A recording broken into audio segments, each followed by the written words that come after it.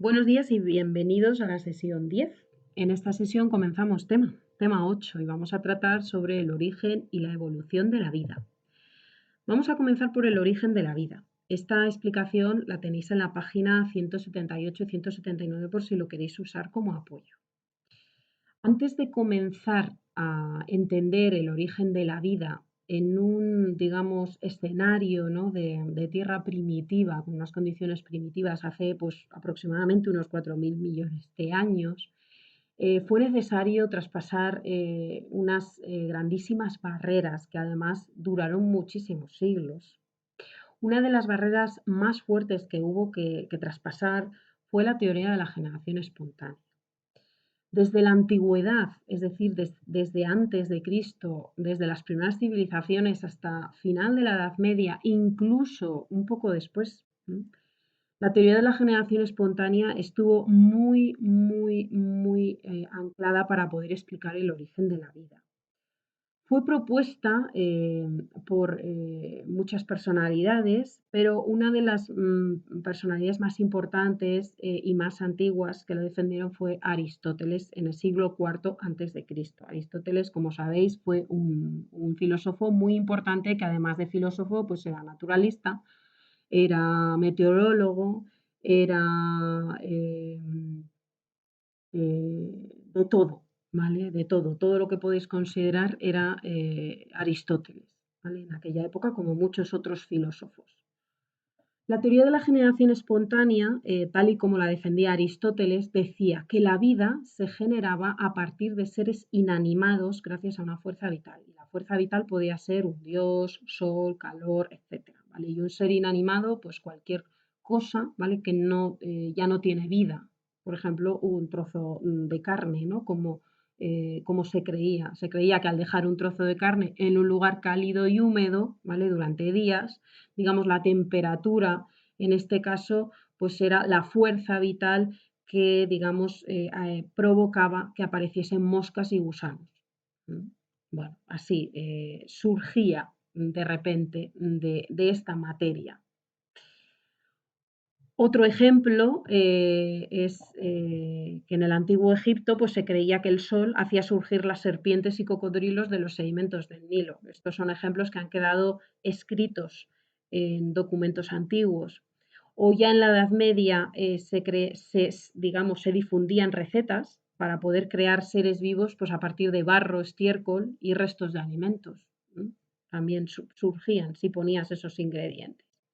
Y un ejemplo además muy curioso y que está relacionado un poco ya con la leyenda, que además fue un ejemplo muy tardío en el siglo XVII, es la leyenda del Cordero de Tartaria, que explicaba, según contaban los viajeros cuando iban al oriente y volvían, contaban que en aquellos lugares había una planta de la cual surgían semillas en forma de corderitos y luego los corderitos pues crecían. Lo que pasa es que quedaban enganchados a la planta como si de un cordón umbilical se tratase. Entonces una manera pues de decir que eso, que surgía de una planta que ya existía, que en este caso pues ya no se le puede considerar ser inanimado porque la planta vive, ¿no? Digamos así, ¿no? Bueno, hubo que esperar al siglo XVII para que comenzasen los primeros experimentos que intentasen, digamos, tumbar esta teoría de la generación espontánea. Francesco Redi en el siglo XVII fue uno de los primeros y digamos que intentó derrocar a esta fake, por llamarlo de alguna manera. Entonces, él lo que proponía es lo siguiente: colocar 3 tarros y en los 3 colocar un trozo de carne.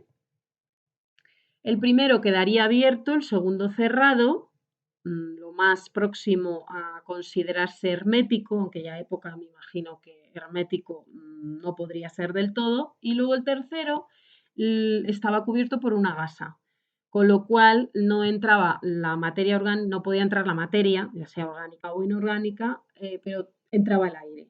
¿Vale? Lo dejo reposar unos días y ¿qué pasó al cabo de unos días? Bueno, pues él observó que en el bote sin tapas surgían gusanos, pero claro, él sabía por qué surgían, porque había visto a las moscas entrar dejar sus huevos para que estos huevos, cuando nazcan, ¿vale? Las larvas puedan alimentarse de esa materia orgánica, porque es un instinto que tienen las moscas de dejar sus larvas donde ellas puedan alimentarse. ¿M? En el siguiente bote, que estaba cerrado, pues no había gusanos, lógicamente, porque no habían podido entrar las moscas. Y en el siguiente, las moscas llegaban a la gasa. ¿Por qué? Porque la gasa, como permitía el intercambio de aire, pues ellas olían la carne, entonces eran atraídas por ese olor.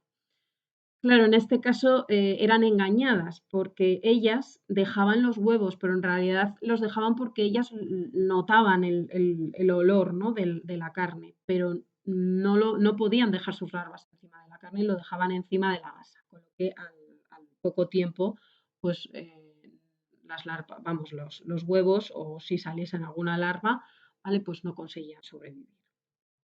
Al final sus conclusiones fueron que los gusanos encontrados en la carne en descomposición, es decir, en este bote, los gusanos encontrados en este bote no surgían de la propia materia, no surgían por arte de magia de la carne, sino que eran en realidad resultado de las larvas, ¿vale? Que las moscas, ¿vale? Habían conseguido depositar, ¿no? Con sus huevos, resultado de esos huevos que habían conseguido depositar y que luego nacían las larvas y ellas pues se alimentaban de la carne, ¿vale?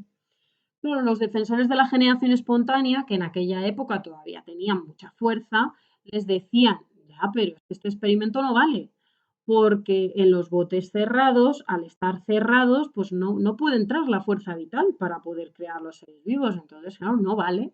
Bueno, pues ahí se quedó la cosa. Hubo que esperar hasta mitad del siglo XIX para que se pudiese dar, digamos, el golpe definitivo a la generación espontánea, a la teoría. ¿Y quién fue quien lo logró? Luis Pasteur, ¿vale? Luis Pasteur de verdad sí pudo desmontar el fake de la generación espontánea. Lo hizo con el siguiente experimento, ¿vale? Colocó, vamos a empezar por aquí, colocó dos matraces y en los dos matraces puso caldo de carne, ¿vale? Después de introducir el caldo de carne, dio forma al, digamos, a un cuello largo del matraz, seguramente con calor lo pudo dar forma, y consiguió así esta forma de S o forma de cuello de cisne. Después esterilizó el líquido. ¿Cómo lo hizo? Pues dando calor.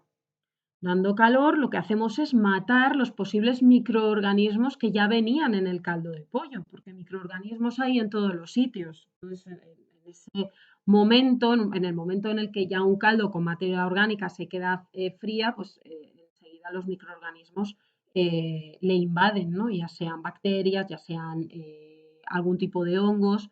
Entonces, para evitar, digamos, y eliminar los microorganismos y partir de cero, necesitó darle calor, ¿vale? Los esterilizó, por lo tanto, y después lo que hizo fue un matraz dejarle tal cual estaba y al otro le cortó el cuello, le quitó este cuello de cisne. Entonces esperó varios días y a los pocos días observó en un microscopio lo que había.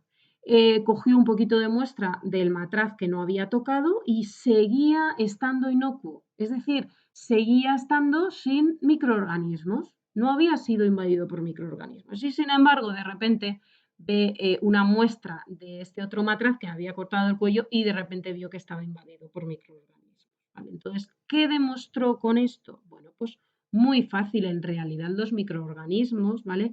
En este caso se introdujeron porque entraba el aire muy fácilmente y con el aire pues podía entrar pues, polvo, por ejemplo, donde en el polvo además hay muchos microorganismos que lo, digamos, que lo utilizan como medio de sustrato, entonces al final acaba entrando algo, ¿vale? Solo por lo que pueda entrar de manera vertical acaba entrando algo. Sin embargo, en este caso, en el caso del cuello, pues no podía entrar el aire, no podía haber una corriente de aire, porque y el polvo, o sea, había, digamos, comunicación, el aire estaba en comunicación, pero no podía, ninguna mota de polvo, por ejemplo, podía entrar, ¿vale? Se quedaría estancada aquí, pero luego, ¿qué hace? Subir, subir no puede, el polvo no tiene patas, ¿vale? Por lo tanto, al final quedaba protegido el caldo de una posible contaminación, ¿vale? Aprovechando esta curva. Con esto demostró realmente que los microorganismos no surgen de una materia orgánica como podría haber surgido aquí y no lo hace, no surgen, ¿vale? Surgen porque esas muestras se contaminan, ¿vale? De otros microorganismos que están en el aire, por supuesto. Bien, entonces él finalmente defendió que cuando un caldo con materia orgánica se expone al aire puede ser contaminado por microorganismos y estos microorganismos al final descomponen el caldo, lógicamente porque se alimentan de él. ¿Vale? Estos microorganismos, ¿de dónde aparecen? Pues aparecen del aire, pero no aparecen de la nada.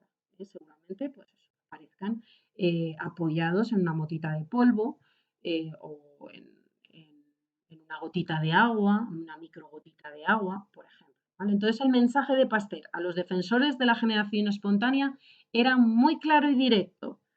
Señores, los matraces con cuello de cisne, es decir, no están cerrados. Así que, ¿por qué no entra ahora la fuerza vital? ¿No decíais a Reddy que el problema era que los botes estaban cerrados y al cerrarse no entraban? Ah, aquí está abierto. ¿Por qué no entra la fuerza vital? Y los defensores de la generación espontánea se quedaron, lógicamente, sin respuesta. Así que podemos considerar que Pasteur dio, digamos, el golpe científico definitivo para poder derrocar a esta teoría que no deja de ser más que pseudociencia de la generación espontánea. Y hasta aquí el primer vídeo de esta sesión.